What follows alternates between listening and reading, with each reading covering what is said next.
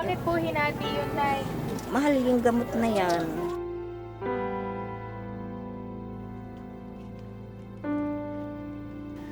So lagi na hong may ganito? Oo, lagi-lagi So na bale, siya. maglalaga po kayo.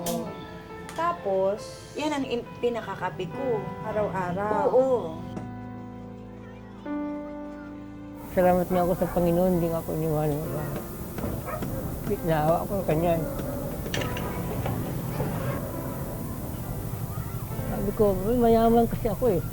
Mayaman ang pagmamahal. 7 taon na ang nakalilipas mula nang maisabatas ang Cheaper Medicines Act na naglalayong mapababa at maging abot kaya ang presyo ng mga gamot. Pero hanggang ngayon, may mga kababayan pa rin tayong kung hindi kulang ay hindi naman makabili ng mga gamot na lulunas sana sa kanilang mga karamdaman.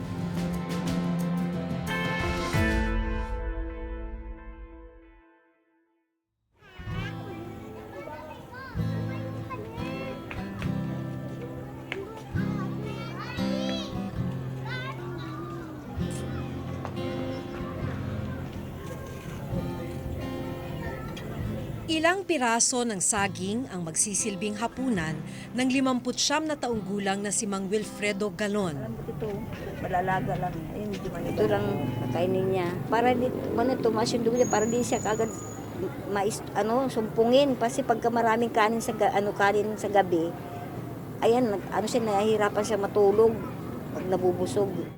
2010 nang ma-stroke siya kaya hindi na niya maikilos ang kaliwang bahagi ng kanyang katawan.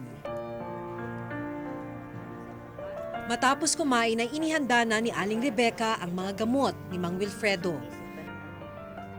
Una niyang ininom ang gamot kontra seizure o kumbulsyon. Sunod ang gamot para naman sa diabetes. Ito na lang panghuling ininom niya ngayon, isang tableta. Isang beses lang ito, ay 2 beses ito sa isang araw dapat eh. Ngayon lang siya nakainom. Bukas po, may iinumin pa siya? Ay wala na. Eh, paano po yan?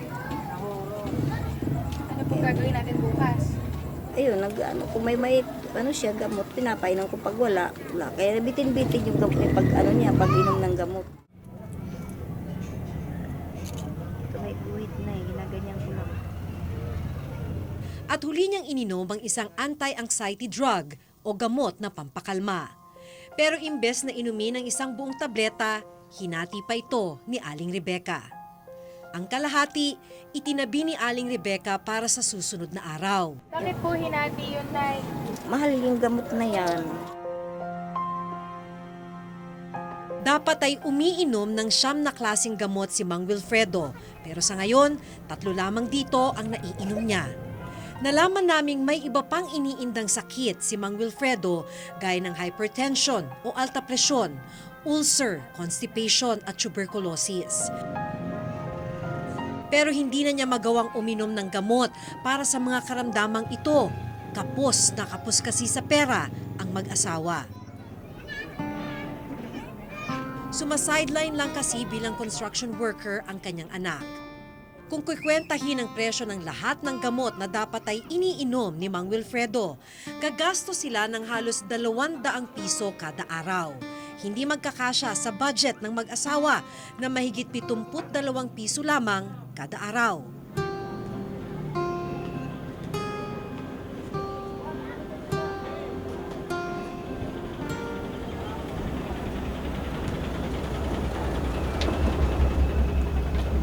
Hindi na nakapaglalakad si Mang Wilfredo.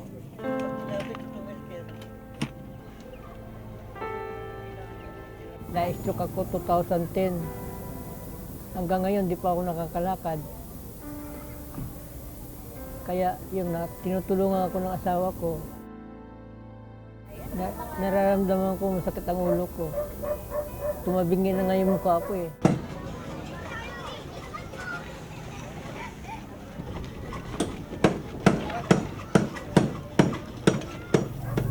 Ngayon, nawala na. Hindi na kinahilot-hilot ko tuwing gabi.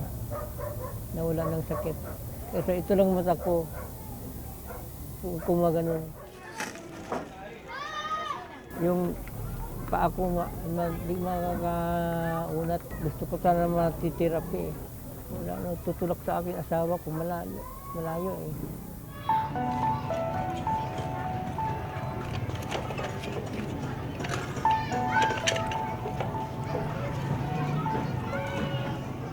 Silang dalawang mag-asawa na lang ang magkaramay sa buhay.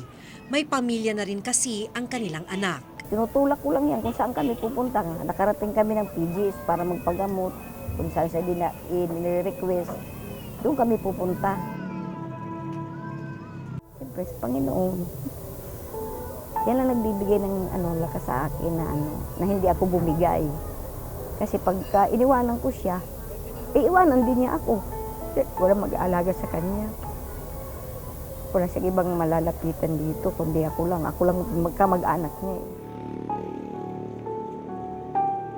Salamat niya ako sa Panginoon, hindi ako iniwanan ba. Naawa ako sa kanya. Sabi ko, mayaman kasi ako eh. Mayaman ang pagmamahal. Naawa ako sa kanya.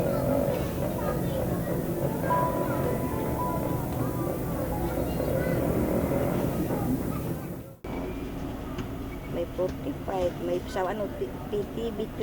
Ang gamot na dexamethasone na nireseta para mapalakas ang mga kalamnan o muscles ni Mang Wilfredo, mahigit 3 buwan na niyang hindi naiinom. Kaya paghihilot na lamang ang ginagawa ni Nanay Rebecca sa mga braso at binti ng asawa. Para sa ginagamit ko to sa pagmamasahe sa kanya, hilot-hilot. Para maginawahan siya, tsaka hindi ako nahihirapan dumulas ba. Hindi ako mahirapan maghilot. Kung tutuusin, ang mga gamot sa karamdamang tulad ng hypertension, diabetes, sakit sa puso, tuberculosis at iba pang karaniwang sakit ay dapat kayang bilhin ng mga mahihirap dahil sa Republic Act 9502 o Universally Accessible Cheaper and Quality Medicines Act o Cheaper Medicines Law. Layunin ng Cheaper Medicines Law na ipinatupad noon pang 2008 na ibaba at gawing abot kaya ang mga gamot. Pero sa listahang ibinigay ng DOH, 6 na gamot lang ang nabigyan ng maximum drug retail price. Ibig sabihin, hindi pwedeng lumagpas sa itinakdang presyo ng gobyerno ang pagbebenta ng mga ito. May 85 gamot naman na voluntaryong binabaan ng presyo ng ilang kumpanya. Kailangan bumaba ang lahat. Ang ibig sabihin, may quality yung gamot at saka mababa ang halaga. Nakakalungkot na kahit na nagkaroon ng batas na Cheaper Medicines Act, ay hindi pa rin abot kaya ng ating mga kababayan dahil 80% ng ating kababayan ay talagang mahirap. Simula nung Cheaper Medicines Act, the government had identified initially certain molecules, certain medicines that would be subject to price reduction. It was supposed to be reviewed after some time. But at least in terms of what is already there, what we can say is that yung members naman namin have been very compliant. Alin po dito yung hindi nyo na naiinom Yung losartan dahil masyado siyang mahal. para po sa puso? Anong epekto sa inyo nun? Ang inaano ko lang minsan yung nahirapan ako huminga. Pagka dinadala ako ng ospital, sabi nanay, mahina yung pasok ng oxygen sa puso mo. Kasi sobra kang stress.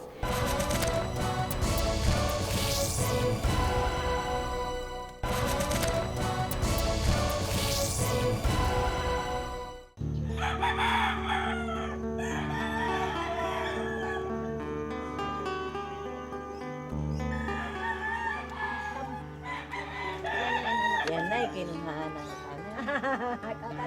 panay. Sa mga halamang gamot gaya ng dahon ng guyabano at luya naman umaasa si Aling Dolores Talavera, may stage 3 colon cancer. Ate, pengi pang konting tubig, kulang pa ito.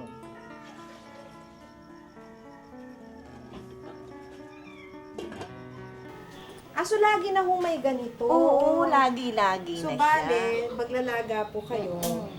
Tapos, Yan ang pinakakape ko. araw-araw. Oo. Okay. Dik-dik lang siya saka ito. Kailan Talaga, nyo sinimulan to? naktaon na to. 2 taon na yata. Na mahigit. sinimulan ninyong uminom? Kung kung kayo'y iinom ng gamot, magkano ba talaga dapat ang kailangan ninyo buwan-buwan?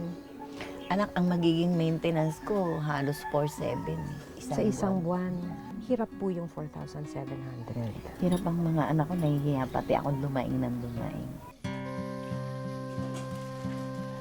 Mahigit 100 piso kada araw ang kinikita ni Aling Dolores sa kanyang maliit na tindahan.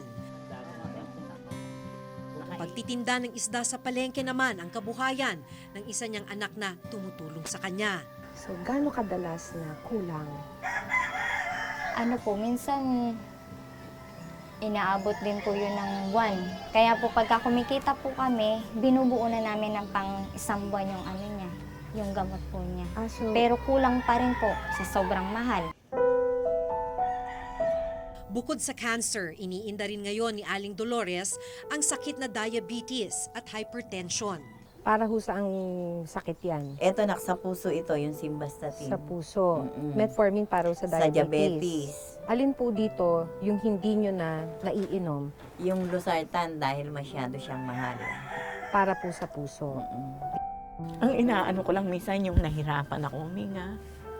Pagka dinadala ako ng ospital, sabi nanay, mahina yung pasok ng oxygen sa puso mo. Kasi sobra kang stress. Saka sabi nga, darating yung puntong gano'n. Nakahanda na rin ako. Ang problema maging ang ilang gamot na kasama sa listahan ng mga dapat ay abot kaya ng presyo, hindi pa rin kayang bilhin ng mga mahihirap.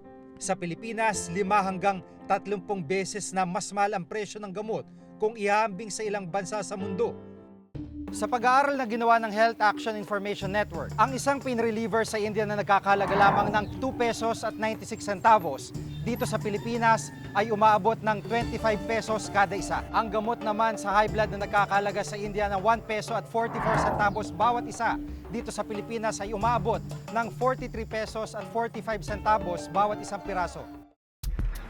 Ang itinuturong dahilan, karamihan daw kasi sa mga essential drugs o mahalagang gamot na ibinebenta sa Pilipinas, mga multinational pharmaceutical companies ang siyang may-ari ng patent o karapatang mag-manufacture nito.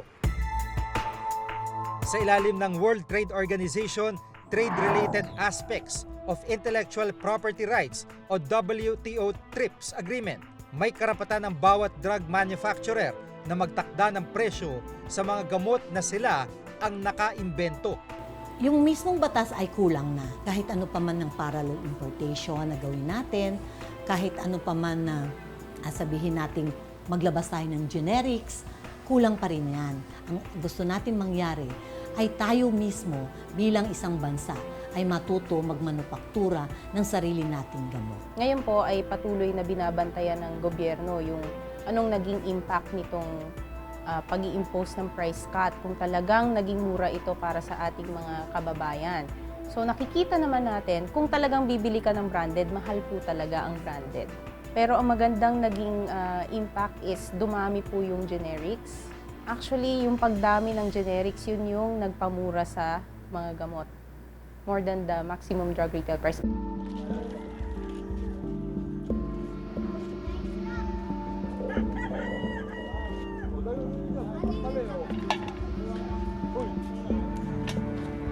Nitong Miyerkules, sinamahan namin sina Mang Wilfredo at Aling Rebecca na magpatingin sa isang neurologist.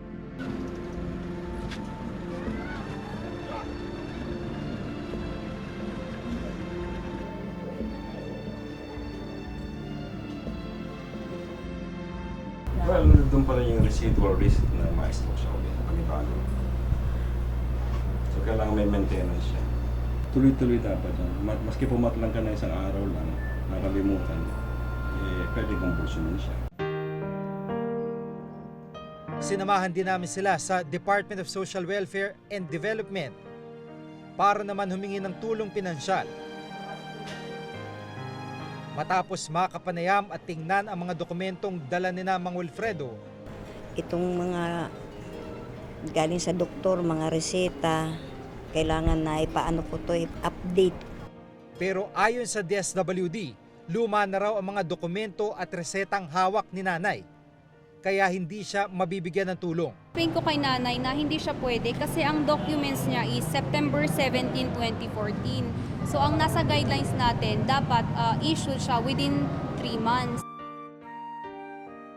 Ang bala ko gawin ngayon, patingin siya sa doktor para bigyan siya ng panibagong reseta at saka ito ko papakita kung okay pa to, kung pwede pang update o panibago na lang sa referent niya. Makainom na siya ng mga gamot na hindi niya naiinom.